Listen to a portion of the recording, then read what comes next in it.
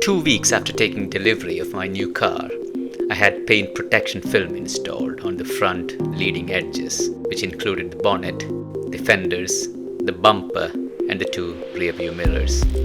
As part of the PPF installation process, the shop had to remove the front emblem from the bonnet.